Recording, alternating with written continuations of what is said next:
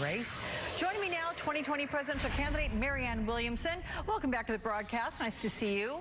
Always good to see you. Thank you. Alex. Well, let's look at what this congressman is doing there, switching his endorsement because he wants Democrats to have the best chance to beat Trump. What is your reaction to that? And do you think it's time for Democrats to coalesce around potentially the top-tier candidates and bring the party together?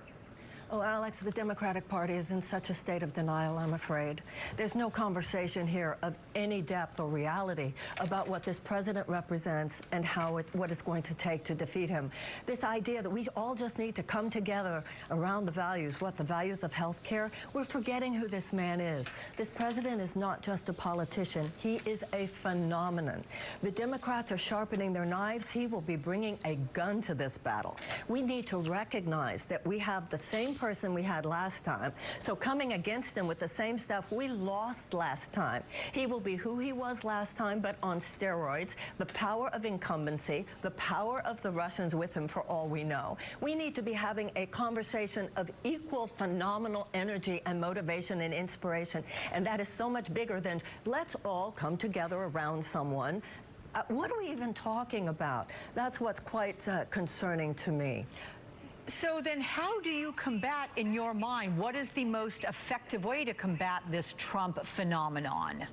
Well, I'm doing it by having a completely different conversation. He is a reality show. I'm showing reality. And the Democratic establishment is just coming with the same sort of 20th century conversation. It didn't excite people last time. We need to be thinking about all the millions of people. It's not just about who supports Trump versus who supports us. It's about the millions of people who didn't vote last time. It's about the people who voted for Jill Stein. We need to be talking like real Democrats about something so much deeper than just a rational analysis of policy and how we all need to come together. This is like, it's very sad for me to see. So what I'm seeing is that people are responding to a conversation that gets real about the injustice in our economy, about our traumatized children, about really the moral challenge that we have with climate. We have an ecosystem that is imploding. We have to get real about race. We have to get real about war and peace and our national security in ways that the current political Democratic establishment doesn't even want to do. And Alex, if that's the case, if we continue to be this kind of thing, then I have very, very deep concerns. And that's why I'm in this campaign and will continue to have the conversation that I think has far more energy, far more depth, and far more chance of beating Donald Trump. So here's a question. Do you think the Democratic Party, the rules, the regulations for getting you on a debate stage or not, is serving you well? And you mentioned Jill Stein, so that immediately brings to mind the prospect of independence. Would you consider going to an independent party? No, absolutely not with Donald Trump in the presidency. Absolutely not. I will not do anything to take 10 votes away from the Democratic candidate, and I will show up for the Democratic candidate no matter who this person is, even if it's not me. But I'm telling you, this is the time for Democrats to get out of denial. You know, Republican voters don't just toe the line beneath the RNC. The way Democratic voters, too often, we're just towing the line, figuring the DNC knows everything. The DNC doesn't know everything. They obviously didn't know everything last time. The voters, though, do. We have a sense of what's true inside us. That's what we need to be speaking to. The deeper wisdom, the deeper nobility, the deeper intelligence. And by the way, not just of Democrats, there are so many people, I believe, who voted for Trump, but who are at least disturbed. But if all we do is attack Trump, then they feel shamed. That won't make us want to vote for them. We have to have a larger American conversation, not just our side versus their side. We need to talk about the future of this country. We need to talk about ending an aberrational chapter in our history and invoking new possibilities, an infinite field of possibility that lies on the other side of this.